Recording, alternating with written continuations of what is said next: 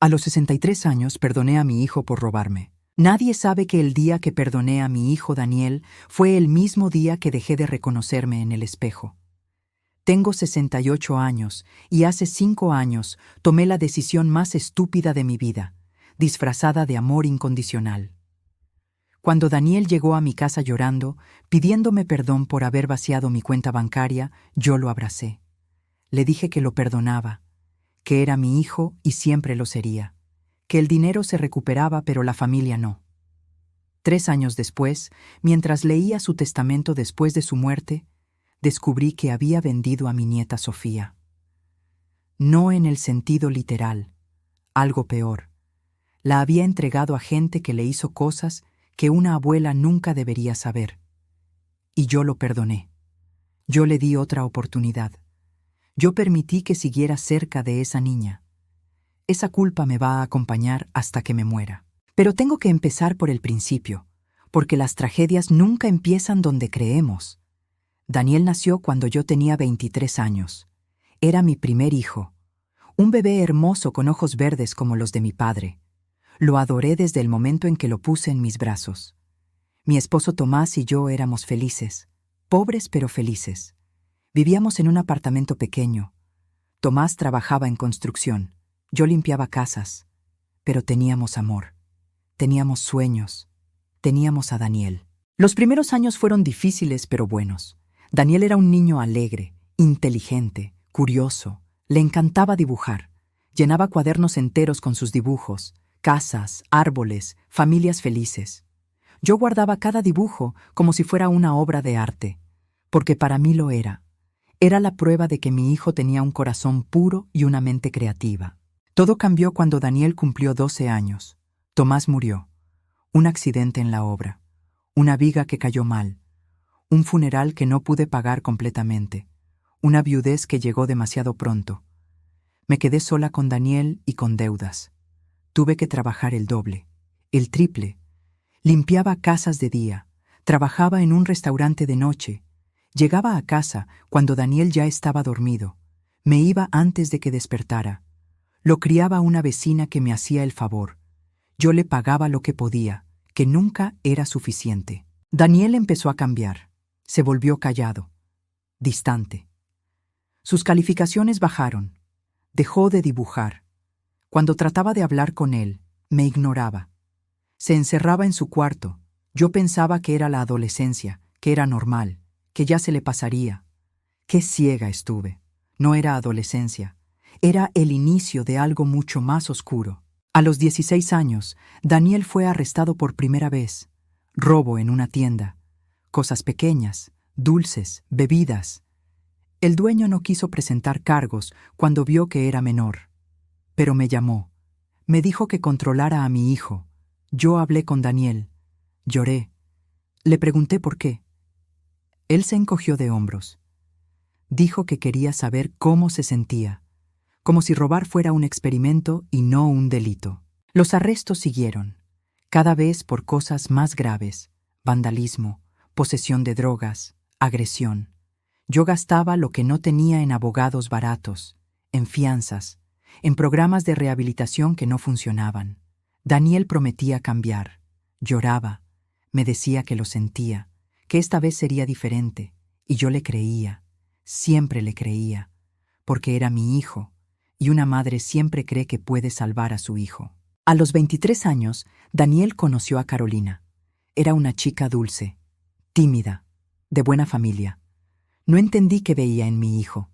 Él estaba destruido, sin trabajo estable, con antecedentes, con adicciones, pero Carolina lo amaba, o eso pensaba ella.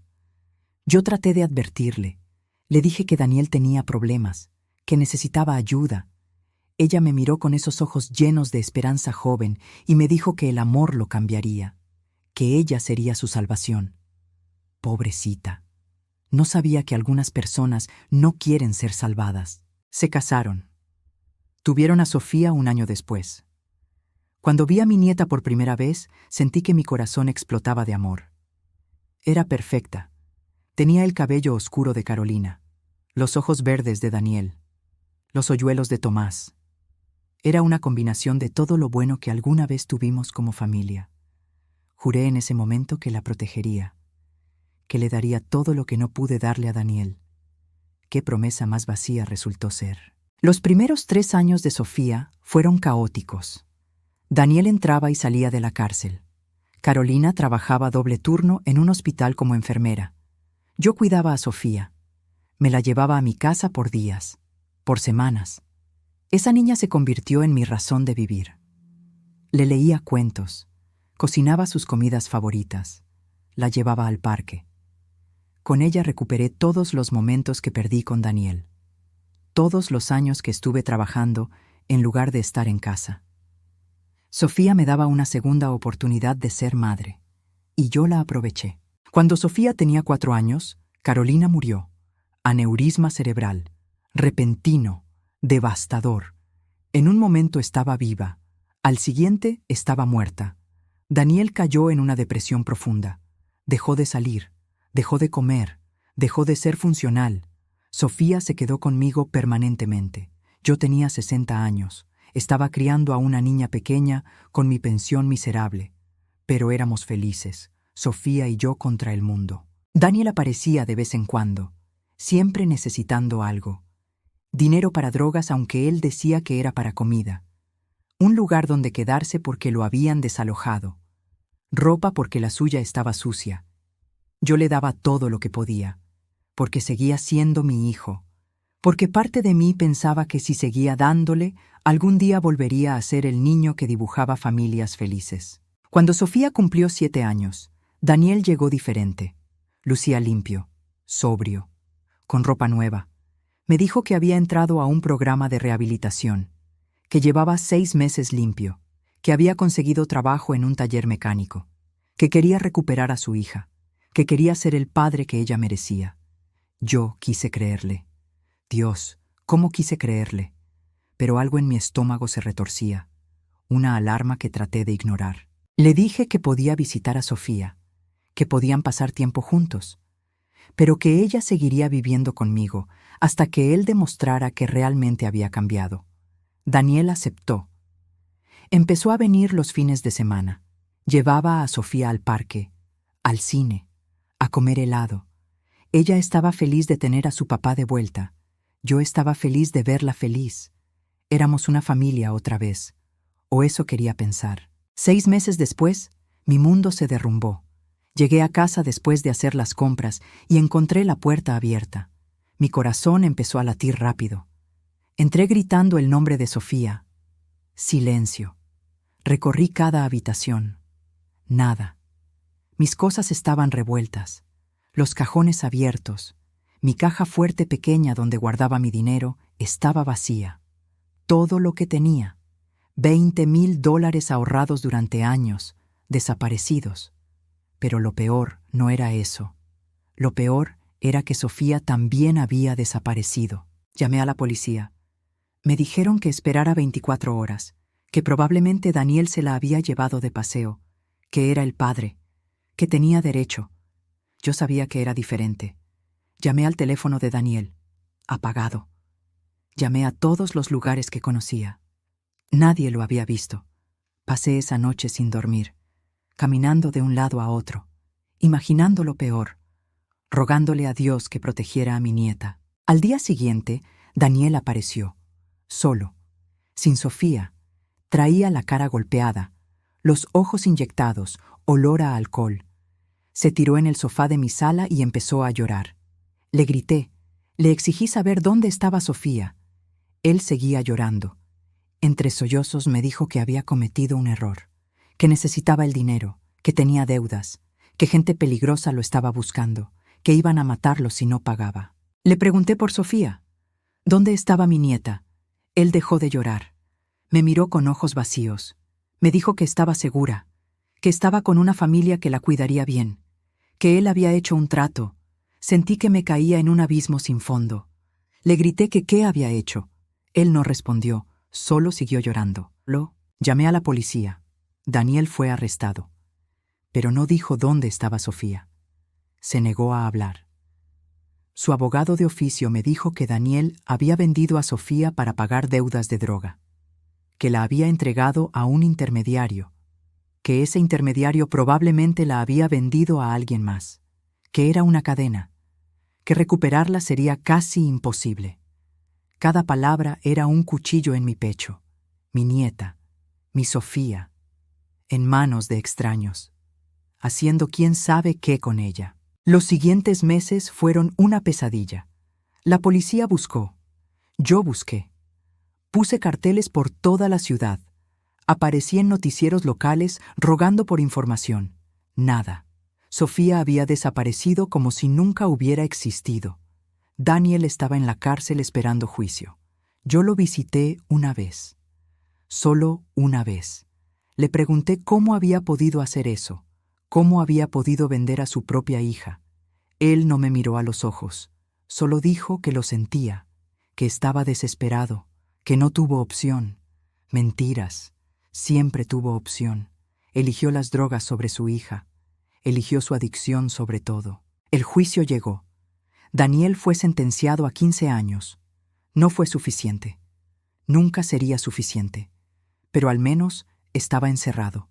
Al menos no podía hacerle daño a nadie más. Yo seguía buscando a Sofía. Cada día, cada noche.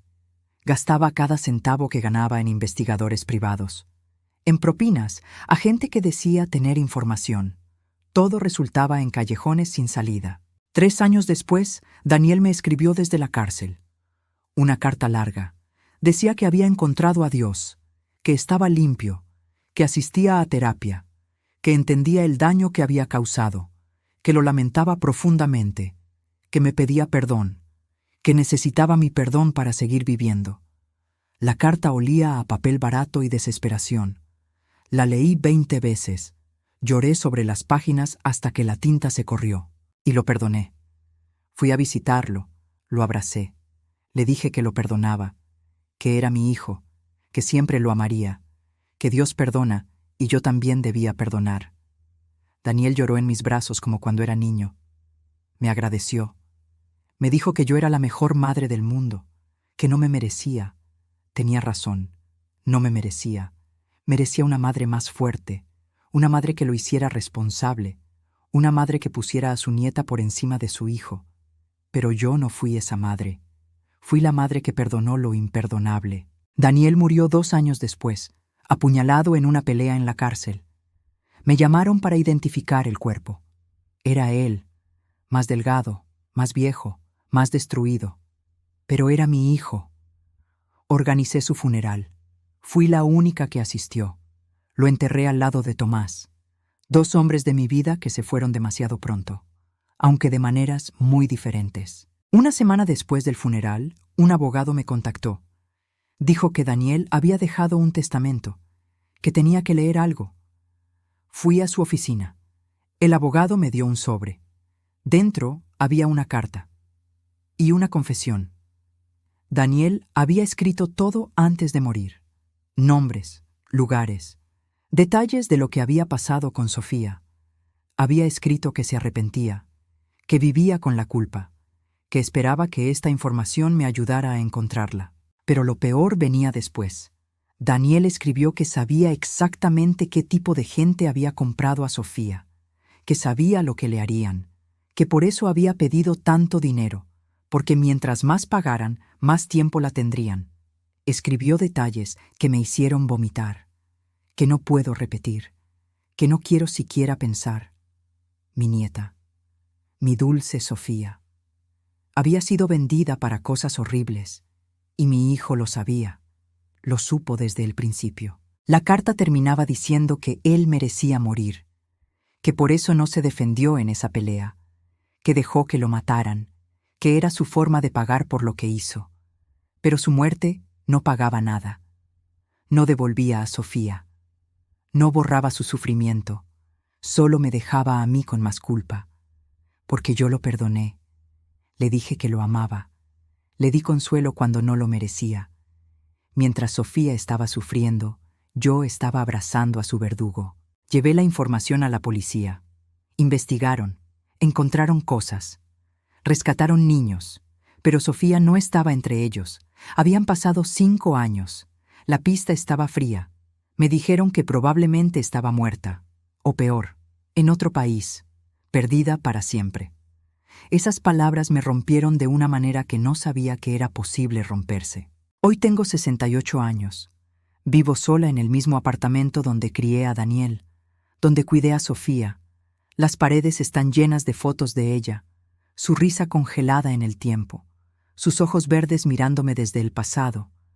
Cada día me despierto y me pregunto dónde está, si está viva, si está bien, si recuerda a su abuela que no pudo protegerla, si me odia por haber perdonado a su padre, si algún día volveré a verla. La culpa es un peso que cargo cada segundo.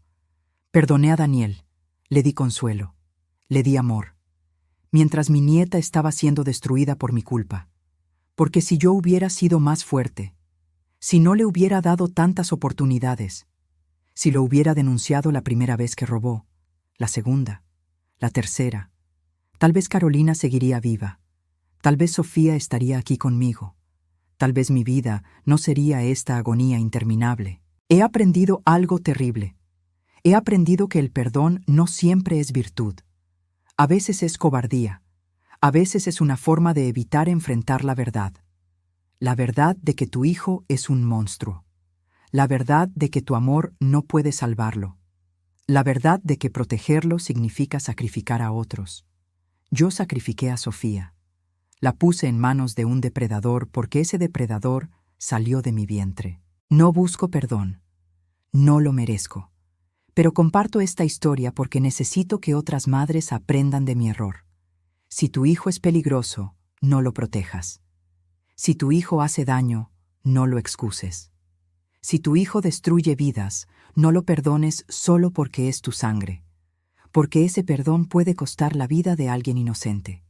Puede costar la vida de un niño que depende de ti para estar seguro. Sofía tendría 12 años ahora.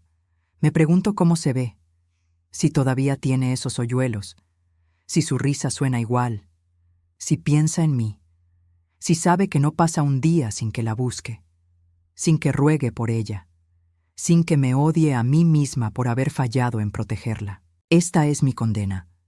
Vivir sabiendo que pude evitarlo, que mis decisiones llevaron al sufrimiento de una niña inocente, que el amor de madre puede ser tan ciego que destruye lo que más debería proteger.